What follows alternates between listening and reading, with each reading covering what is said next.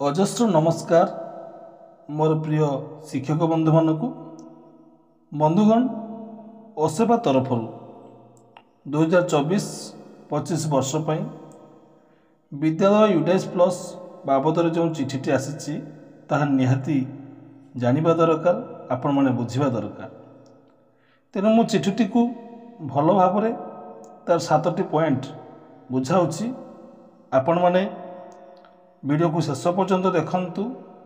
ନୂଆ ଥିଲେ ଚ୍ୟାନେଲକୁ ଏବେ ସବସ୍କ୍ରାଇବ୍ କରନ୍ତୁ। ଦେଖନ୍ତୁ, ଏଠାରେ ବିଷୟ ଅଛି 2024-25 ବର୍ଷ ପାଇଁ ୟୁଡାଇସ୍ ପ୍ଲସ୍ ପୋର୍ଟାଲର ଡାଟା ଅପଲୋଡ଼ ସମ୍ବନ୍ଧରେ। ସାର୍ ଏବଂ ମ୍ୟାଡ଼ାମ, ଉପରୋକ୍ତ ବିଷୟ ଉପରେ ଏକ ରେଫରେନ୍ସ ଆମନ୍ତ୍ରଣ କରିବା ବେଳେ ମୁଁ ଆପଣମାନଙ୍କୁ ଜଣାଇବାକୁ ଚାହୁଁଛି ଯେ 2024-25 ବର୍ଷ ପାଇଁ ଡାଟା ଏଣ୍ଟ୍ରି ପାଇଁ ୟୁଡାଇସ୍ ପ୍ଲସ୍ ପୋର୍ଟାଲ ଖୋଲାଯାଇଛି।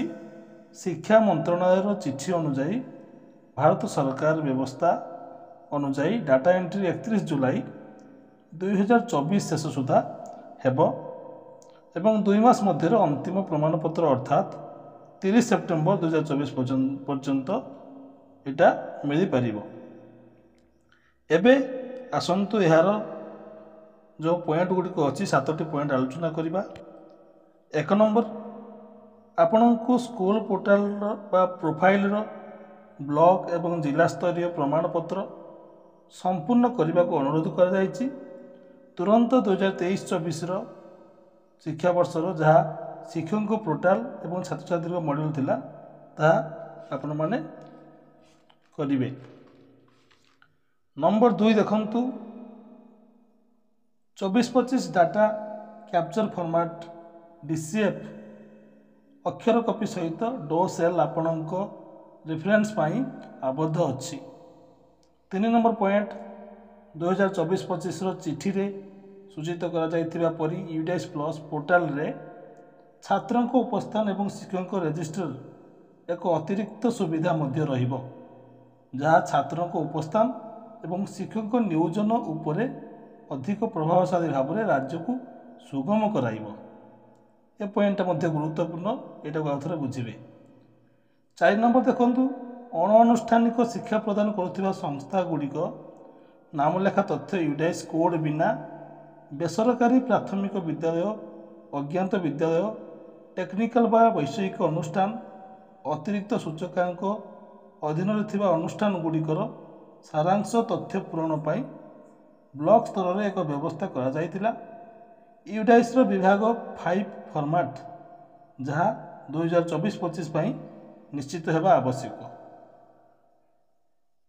ନମ୍ବର 5, ଆଗକୁ 2024-25 ବର୍ଷ ପାଇଁ ନୂତନ ବିଦ୍ୟାଳୟ ଗୁଡ଼ିକୁ ପାଇଁ ୟୁଡାଇସ୍ କୋଡ୍ ବଣ୍ଟନ ପାଇଁ ୟୁଡାଇସ୍ ପ୍ଲସ୍ ପୋର୍ଟାଲ ମଧ୍ୟ ଖୋଲା ଅଛି। ତେଣୁ ସମସ୍ତ ନୂତନ ବିଦ୍ୟାଳୟ ଗୁଡ଼ିକ ନୂତନ ୟୁଡାଇସ୍ ପାଇଁ ଆବେଦନ କରିବାକୁ ଅନ୍ତରଙ୍ଗ ହୋଇପାରନ୍ତି।